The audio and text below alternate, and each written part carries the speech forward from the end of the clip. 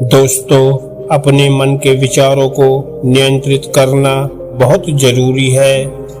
मनुष्य का दिमाग बेहतर निर्माण के लिए एक सबसे शक्तिशाली उपकरण है, लेकिन अगर इसका सही तरह से इस्तेमाल न किया जाए तो ये हमारे लिए विनाशकारी भी हो सकता है।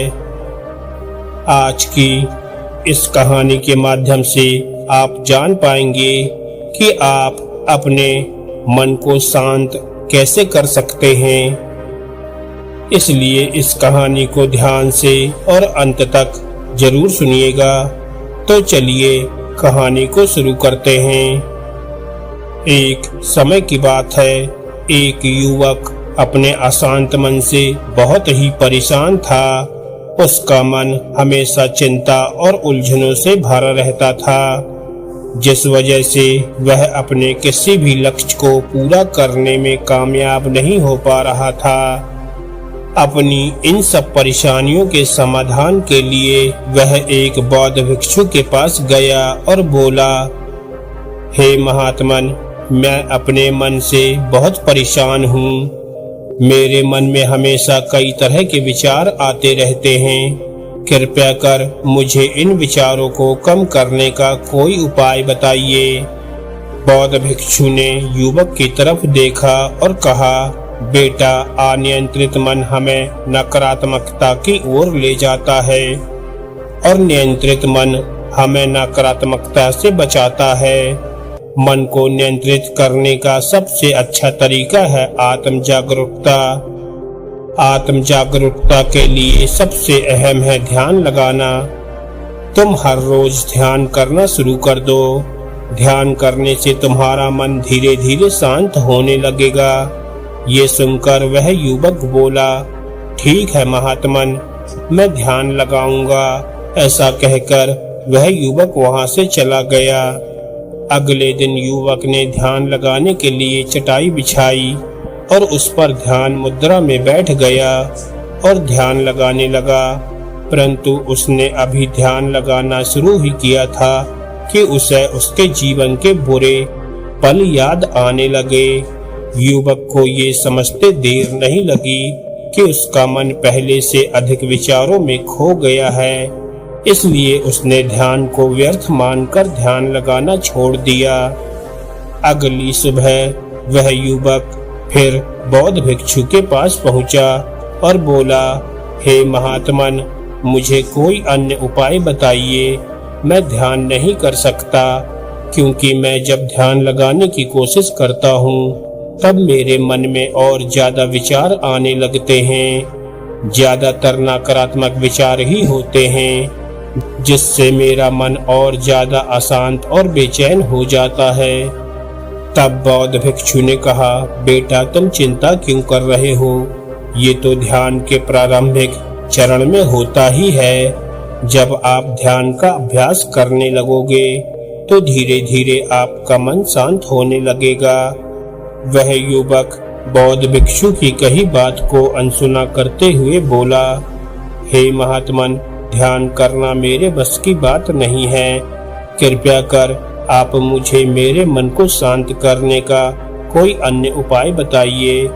इस पर बौद्ध भिक्षु बोले, अवांछित विचार सभी को आते हैं। इन्हें दूर करने की इच्छा रखने वाले आप अकेले व्यक्ति नहीं हो। मैं तुम्हें हमारे मन की प्रकृति के बारे में बताना चाहता हूँ। मन एक बच्चे की तरह होता है। जैसे बच्चा हर चीज की तरफ आकर्षित होता है और किसी भी वस्तु के लिए जिद करने लगता है, बिना ये जाने कि कौन सी चीज उसके लिए अच्छी है और कौन सी चीज उसके लिए बुरी है। ठीक उसी प्रकार मन बहुत सारी भौतिक चीजों की तरफ आकर्षित होता है। हमें कितना भी मिल जाए फिर भी हमारा मन असंतुष्ट ही रहता है। इसलिए हमें अपने मन को नियंत्रित करना बहुत जरूरी है। मन को नियंत्रित करना एक दिन का काम नहीं है। इसके लिए नियमित और व्यवस्थित साधना की जरूरत होती है। मन को अनुशासित करने का एकमात्र तरीका है ध्यान लगाना।